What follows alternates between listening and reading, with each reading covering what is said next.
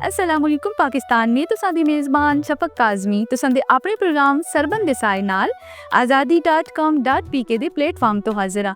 जनाब सोने हज़ारे दे शेर एबटाबाद तो मेरी आवाज़ तुसां दे कन्ने तक पहुंच रही है। असां दे भैन भरा पाकिस्तान दे अंदर पाकिस्तान दे बाहर दुनिया दे किसी भी कोने तो मां देख रहे हैं सुन रहे हैं तुसां सारे को असीं जी azadi.com.pk ते तवसत तो तुसां सारे को जी आइन वेलकम खुश आमदी बखैर आले हर कदे औसत बिस्मिल्लाह बली करियो है ना आते हैं खुश रहे आबाद रहो जनाब स्याल आ गया। खास तौर पर मेरिया भैन जो मां देख रही हैं या मेरे भरा तुसां के आखसां कि अपने घर जो बुजुर्ग हैं माँ प्यो हैं सस ससुर हैं तुसां उन्हें गर्म कपड़े गर्म साड़ी गर्म जूते जराबां जो भी चीज़ गर्म उन्हें देनी है। नीम गर्म पानी का इस्तेमाल करने नहाना वास्ते पीना वास्ते कोसा पानी उन्हें देने।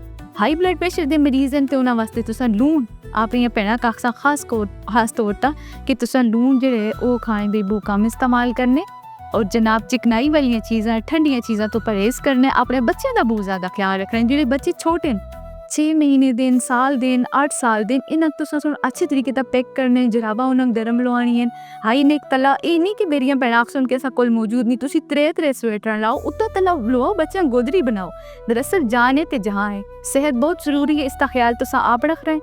नमूनिया का मौसम है तो नमूनिया तुसां पता शुरू हो जुले तो फिर पूरा स्याला खंघ नहीं हटती तुसां दे फेफड़े मुतासर हो जुलते हैं। इस पिच बची नहीं असी जवान दे नाल नाल जेड़े अस्ते बुजुर्ग हजरात हैं ठीक है जेड़े अस्ते बुजुर्ग हजरात हैं बड़े घरा दे बुजुर्ग हैं उन्हें नमूनिया बहुत जल्दी पकड़ते क्योंकि कमज़ोर हो जुलते तुसां पता है इन्हां दा तुसां बहुत ज़्यादा ख्याल रखने। घर विच अगर तुसी सुई गैस का इस्तेमाल हो रही है तुसी हीटर इस्तेमाल करते तो खास तौर पर अपनी भैन आखसन जनाब हीटर का इस्तेमाल करते हैं तुसां आप कोल बैठ के हीटर लाने। छोटे बच्चे कमरे में रख के कुंडी नहीं लानी क्योंकि अगर तुसी कुंडी ला के जुलसो बच्चा कोई स्वेटर कोई कपड़ा कोई चादर हीटर ते सट टकते कीमती जान का नुकसान हो जुलसी। असां दियां छोटियां जिहड़ियां लापरवाही असां वास्ते बड़ा मसला पैदा करसन।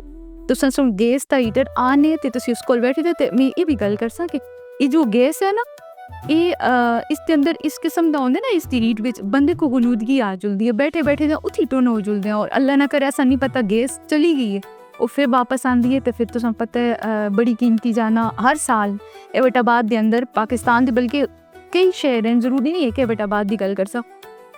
हीटर अगो उठो हीटर बंद करो मेन वाल बंद करो ये सारिया चीज़ां तुसां खुद करनियां ना अपनी भैन आखसां।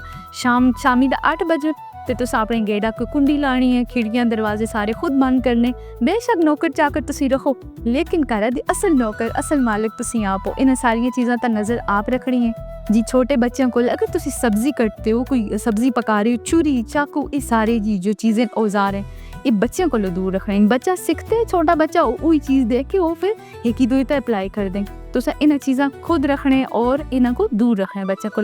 गप्पां भी तो नाल चलदियां रहसन और जनाब असी मेहमान भी तो वास्ते बुलासे इस प्रोग्राम में अपना बहुत सारा ख्याल रखना जनाब। अपनी मेज़बान डॉक्टर शफक काज़मी इजाज़त दो सोने अल्लाह जी दे हवाले।